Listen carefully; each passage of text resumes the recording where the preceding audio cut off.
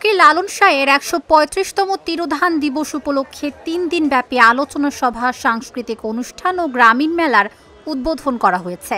শুক্রবার বিকেলে এক ভিডিও বার্তায় কুষ্টিয়ার কুমারখালীর ছেউরিয়ায় রাষ্ট্রীয়ভাবে এই আয়োজনের উদ্বোধন করেন সংস্কৃতি বিষয়ক মন্ত্রণালয়ের উপদেষ্টা মুস্তফা সরোয়ার ফারুকী।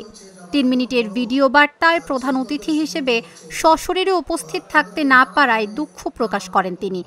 এ সময় বিশেষ অতিথি ছিলেন মৎস্য ও প্রাণী সম্পদ বিষয়ক মন্ত্রণালয়ের উপদেষ্টা ফরিদা আক্তার, সংস্কৃতি বিষয়ক মন্ত্রণালয়ের সচিব মফিদুর রহমান ও বাংলাদেশ শিল্পকলা একাডেমির পরিচালক কবি রেজাউদ্দিন স্টালিন।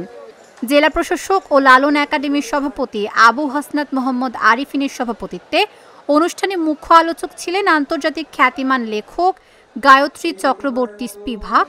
অনুষ্ঠানে আলোচক ছিলেন বিশিষ্ট চিন্তক ও গবেষক ফরহাদ মজহার। আলোচনা সভা শেষে সঙ্গীতশিল্পী ফরিদা পারভিনের স্মরণে একটি তথ্যচিত্র প্রদর্শন ও গভীর রাত অবধি চলে লালন সঙ্গীতের আসর।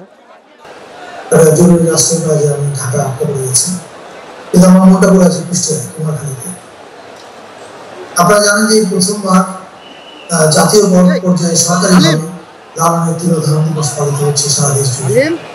এটা আমি মনে করি আমাদের জন্য একটা বড় সাংস্কৃতিক প্যারাডাইম শিফটের লক্ষণ। লালন আমাদের দেশের সবচেয়ে বড় দার্শনিকদের একজন, ভাবুকদের একজন, আমার চোখে উনি একজন কবি বটে। লালনের সৌন্দর্য হচ্ছে এটা, বা যে কোনো বড় চিন্তকের সৌন্দর্য হচ্ছে এটা, তাদেরকে নানাভাবে নানান রকম ভাবে দেখা যায়, নানান রূপে তাদেরকে আপনি আবিষ্কার করতে পারেন। এই প্রথম জাতীয় পর্যায়ে উদযাপন শুরু হলো, এই বছর থেকে প্রতি বছর চলবে। আমি খুব মিস করছি, স্পেশালি গায়ত্রীদের স্পিচটা আমার শোনার খুব ইচ্ছে ছিল, কারণ আমরা সবাই গায়ত্রীদের ভক্ত। আমি মিস করলাম, কিন্তু নিশ্চয়ই পরে কোনো এক সময় আমি রেকর্ডের ভার্সন আমার বক্তৃতাটা শুনে নেব।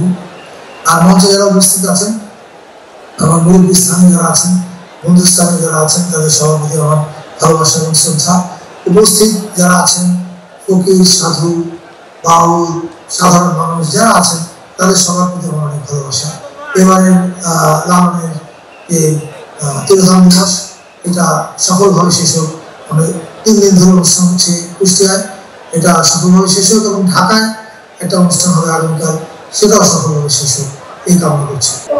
যে উদ্যোগ ছিল সেটা আমরা ক্যাবিনেটে উপদেষ্টা পরিষদের মিটিংয়ে প্রত্যেকের সাধুবাদ জানিয়েছে, এবং একটা বলতে পারি, এই একটা সিদ্ধান্তে কোনো মন্ত্রণালয়, কোনো উপদেষ্টা এর বিরোধিতা করে না। প্রত্যেকে এক বাক্যে এটাকে মেনে বলেছে যে এটা হওয়া উচিত, এবং সেটাই হচ্ছে। এবং এটার পর থেকে যত সরকার আসুক, কোনোভাবে এটার অমর্যাদা হয় এমন ভাবে পালন করা যাবে না। এটা আপনারা একটু নিজেরাই এটা খেয়াল রাখবেন যে যে সরকারই আসুক, নির্বাচিত সরকার আসবে, এরপরে আমরা যেমন এইবার আমাদের আরাম লাগছে কেন, এখানে কোনো দলের কোনো আধিপত্য নেই। এখানে আমরা সবাই মানুষ ফকির লালন শাহকে ভালোবেসে আসছি, তার প্রতি ভক্তি জানাতে আসছি।